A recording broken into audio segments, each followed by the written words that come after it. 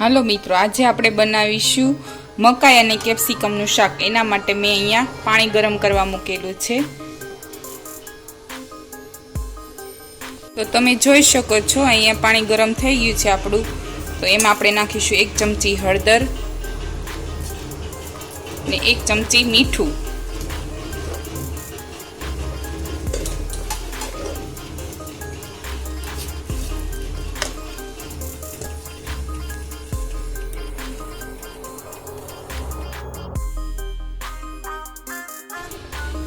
ત્યારબાદ એમાં નાખીશું આપણે મકાઈ। અહીં મેં એક મોટી એક મકાઈ નાખેલી। મકાઈ બોઇલ થાય ત્યાં સુધીમાં આપણે એક પેનમાં 1 ટેબલસ્પૂન તેલ મૂકીને કેપ્સિકમ સોતે કરી લઈશું। તેલ ગરમ થઈ ગયું છે, ત્યારબાદ આપણે એમાં નાખીશું કેપ્સિકમ। જે કેપ્સિકમને મેં મોટા ટુકડામાં કટ કરેલા છે, તમે જોઈ શકો છો। કેપ્સિકમ સોતે થઈ ગયા છે, ત્યારબાદ આપણે એને કાઢી લઈશું। હવે શાક માટે આપણે ટોમેટોની પ્યુરી બનાવીશું, જેમાં ટોમેટો મેં મોટી સાઈઝના લીધેલા છે, જેમાં ખટાશનું પ્રમાણ ઓછું હોય છે। તો એને સહેજ પણ પાણી નાખ્યા વગર આપણે પ્યુરી બનાવી લઈશું। તમે જોઈ શકો છો એકદમ સ્મૂથ પેસ્ટ તૈયાર થઈ ગઈ છે આપણી ટોમેટો પ્યુરી। શાક માટે હવે આપણે ડુંગળીની પેસ્ટ તૈયાર કરીશું, જેના માટે મેં અહીં મીડિયમ સાઇઝની 3 ડુંગળી લીધેલી છે, જેને આપણે કોઈ પણ પાણી નાખ્યા વગર, સહેજ પણ પાણી નાખ્યા વગર એકદમ સ્મૂથ પેસ્ટ તૈયાર કરી લઈશું। તો તૈયાર છે આપણી એકદમ સ્મૂથ એવી કાંદાની ગ્રેવી। શાક બનાવવા માટે મીડિયમ ગેસની ફ્લેમ પર આપણે 2 ટેબલસ્પૂન જેટલું ઘી ગરમ મૂકીશું। તમે જોઈ શકો છો ઘી ગરમ થઈ ગયું છે, ત્યારબાદ આપણે એમાં નાખીશું તમાલપત્ર, સૂકા લાલ મરચાં, તજ, 1 એલચીનો દાણો અને જીરું થોડું।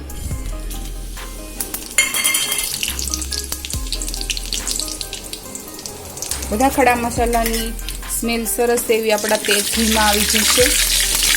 એના માટે આપણે થોડી વાર સોતે થવા દઈશું એને।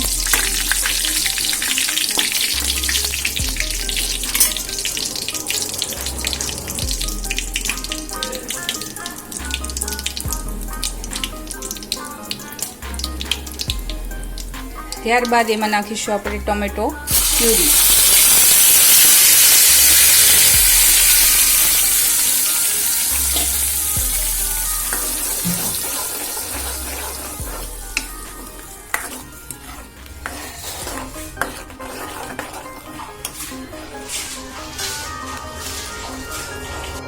ત્યારબાદ આપણે એમાં નખાતા મસાલા તૈયાર કરીશું।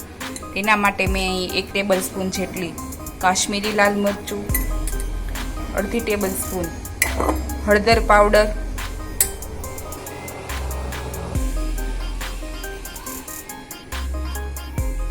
ત્યારબાદ ધાણા જીરું પાવડર,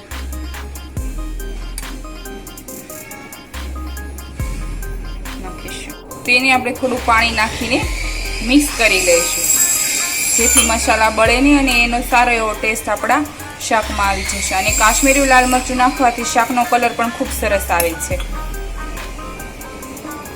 તો આ રીતે એકદમ સ્મૂથ પેસ્ટ મસાલાની બધી તૈયાર કરી લઈશું। તો પ્યુરીમાંથી જ્યાં સુધી તેલ છૂટું ન પડે ત્યાં સુધી આપણે એને ચડવા દઈશું। તો તમે જોઈ શકો છો આપણી ટોમેટો પ્યુરી તૈયાર થઈ ચડી ગઈ છે। તો એમાં નાખીશું આપણે તૈયાર કરેલો મસાલો। તો તમે જોઈ શકો છો અહીંયા સારો એવો આપણે શાકનો કલર આવી ગયો છે। ત્યારબાદ હવે આપણે એમાં નાખીશું ડુંગળીની પેસ્ટ।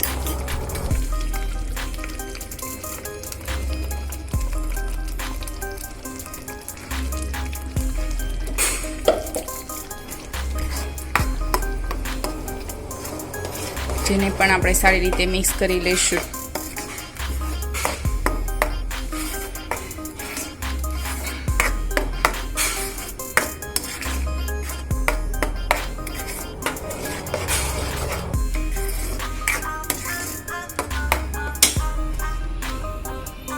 હવે તેને ધીમા તાપે આપણે ચડવા દઈશું।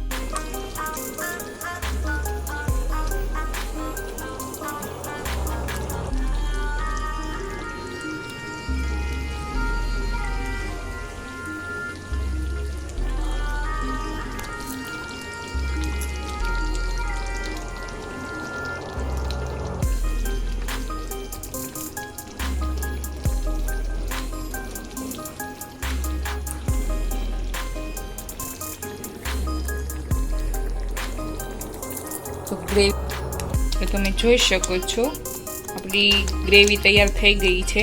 તો હવે તેમાં એને એકદમ ક્રીમી ટેક્સચર આપવા માટે 1 ટેબલસ્પૂન જેટલી આપણે ઘરની મલાઈ એડ કરીશું.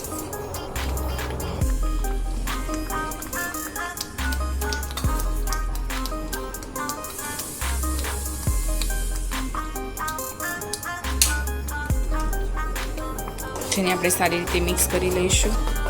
તો તમે જોઈ શકો છો કેટલો સરસ આપણો ગ્રેવીનો કલર આવી રહ્યો છે, એકદમ ઢાબા સ્ટાઇલ.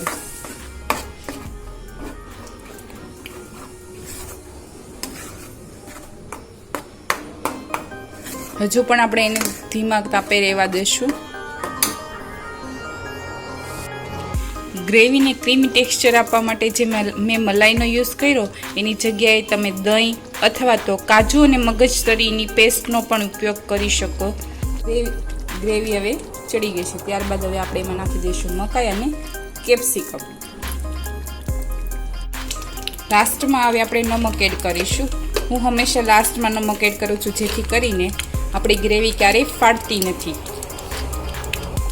ઘણીવાર બને છે કે દૂધનો ઉપયોગ થયેલો હોય અથવા તો મલાઈનો તો ગ્રેવી ફાટી જાય છે, પણ જો લાસ્ટમાં નમક એડ કરવામાં આવે તો ક્યારેય ગ્રેવી ફાટતી નથી. એટલે હું હંમેશા લાસ્ટમાં નમક એડ કરવાનું પ્રિફર કરું છું.